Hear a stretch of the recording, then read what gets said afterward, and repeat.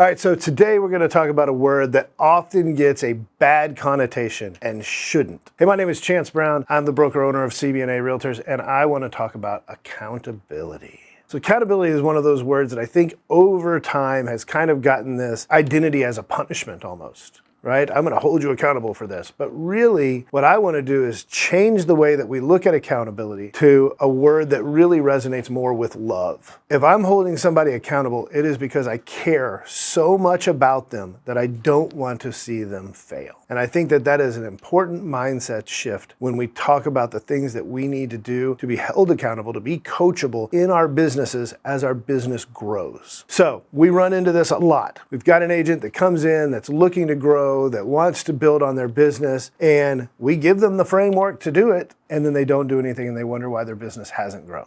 We've got to have measures in place, and we'll talk a little bit about what those look like in a minute. But we've got to have measures in place to be able to track what we're doing and make sure we're doing the things that lead to success. Because if we don't do that and we're not constantly getting better, all we're going to do is stagnate and stay in the same place that we've always been. So I'm going to encourage anybody watching this video that's in the real estate business, or really any business where you want to grow, is go out and hire a business coach or go out and find an accountability partner that will work with you well to kind of hold your feet to the fire for the activities that you need to be doing in order to be successful. Now, literally yesterday, I'm talking to one of my agents and she's telling me that her coach is not holding her feet to the fire the way she would want. And I said, well, have you told your coach that you need that accountability? And she said, no. And I said, well, why not? And she said, because then she might actually hold me accountable, right? So you have to be willing to be held accountable and go out and do the things. The coach is not responsible for your success. The accountability partner is not responsible for your success. At the end of the day, you are, and you've got to do what your coach is holding you accountable to. I prefer the idea of going out and hiring a coach. And here's the reason for that. Number one, if you pay money to a coach, you've got skin in the game. You're going to be more motivated to make it worth the while because you're investing in it, right? And you want to see the return on that investment. Secondly, I think that somebody outside of your personal life typically is a better accountability partner. And when we talk about coaching, I think one of the things that we don't really realize is a lot of people get into coaching because they want marketing help and they want the shared ideas of a group of people that are all invested in a coaching network or something like that. But at the end of the day, the power of coaching is the power of accountability. It's the, hey, here are the things that you need to do, and I'm going to talk to you every 2 weeks and make sure that you're doing them,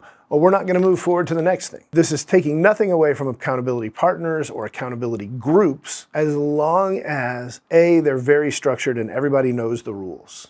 B, they're not lip service. You've got to have, you're going to show up or else you can't be part of this, or you're going to show up or I'm just going to keep harassing you until you do it day in, day out. I know accountability groups that get up at 6 a.m. and just get on a Zoom call together, so they show that they're up at 6 a.m. and write notes and lay out their day together. And it's just that getting up and getting to work at 6 a.m. that really helps them more than anything, because once they're up and they're focused on their business, they will go out and do the things. I don't love going to the gym, but I have created a habit out of it because I had a coach, a trainer, holding me accountable to the things that I needed to do in the gym, that now I am self-made motivated to go to the gym because it's become just part of my lifestyle. And that's what we've got to create with accountability, is habits. And we have great habits, we can get good results from those habits. So I'm going to highly encourage you to stop thinking of accountability as punishment and start thinking of accountability as somebody cares so much about you that they don't want to see you fail. And you need to live up to that love. You need to go out and do the things so that their concern for you is warranted. Hire yourself a coach, get into an accountability partnership or an accountability group, and watch your business explode as you get your feet held to the fire.